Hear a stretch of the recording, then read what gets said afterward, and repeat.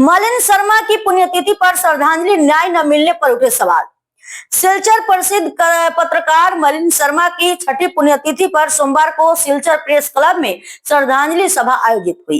कार्यक्रम में उनकी पत्नी, पुत्री सहित कई पत्रकार व सामाजिक संगठनों के प्रतिनिधि शामिल हुए। वक्ताओं ने 6 साल बाद भी मलिन शर्मा की रहस्यमय मौत की जांच अधूरी रहने पर चिंता जताई और न्याय न मिलने पर सवाल उठाए। मलिन की पुत्री मीनाक्षी को इस अवसर पर आर्थिक सहयोग भी प्रदान किया गया। পেয়েছি আর কি। আর আজকে আমি এখানে দাঁড়িয়ে আছি, আমি জানি না কিরকম আমি থ্যাংক ইউ বলবো, যে মানে এত খারাপ অবস্থায়, দুরবস্থায় ওরা আমাদের পাশে ছিলেন। আর আমি আর আমার মাকে মানে এত কিছু করেছেন যে মানে আমি ঋণী, আমি কোনোদিন এটা নিয়ে শোধ করতে পারবো না। আর আমারও আরেকটা ইচ্ছা আছে যে 6টি বছর হয়ে গেছে, এখন পর্যন্ত আমি বাবার জাস্টিস পাইনি।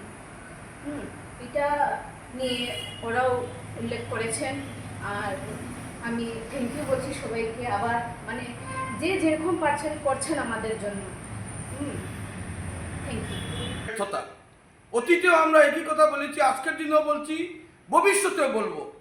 কেন আমরা শুধু বলতেই পারবো, গণতান্ত্রিকভাবে আমাদের যে বাক স্বাধীনতা রয়েছে সেটুকুই আমরা করতে পারবো।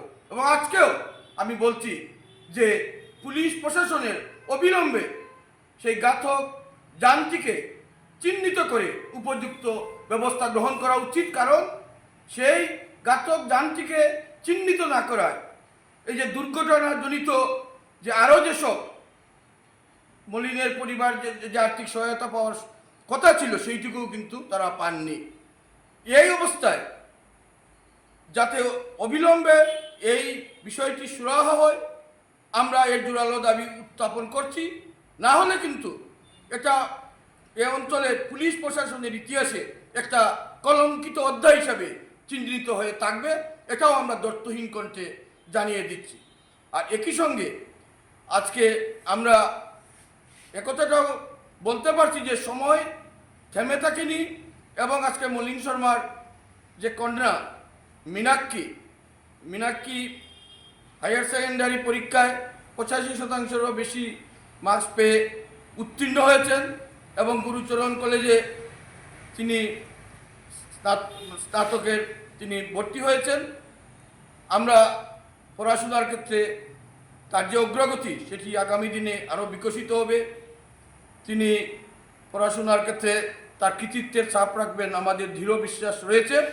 এবং এ অঞ্চলের সবাইকে আমি আহ্বান জানাচ্ছি যে যারা মলিনকে চিনেন বা নানাভাবে মলিন তাদের পাশে দাঁড়িয়েছিলেন, তাদেরকে প্রচারের আলোয় এনেছিলেন, তারা যেন মলিনের বিপন্ন পরিবারের পাশে তারা দাঁড়ান। দেরিতে হলেও তারা যেন তার এই পরিবারের বিপন্ন পরিবারের পাশে দাঁড়ান, এই আহ্বানও আমরা জানাচ্ছি।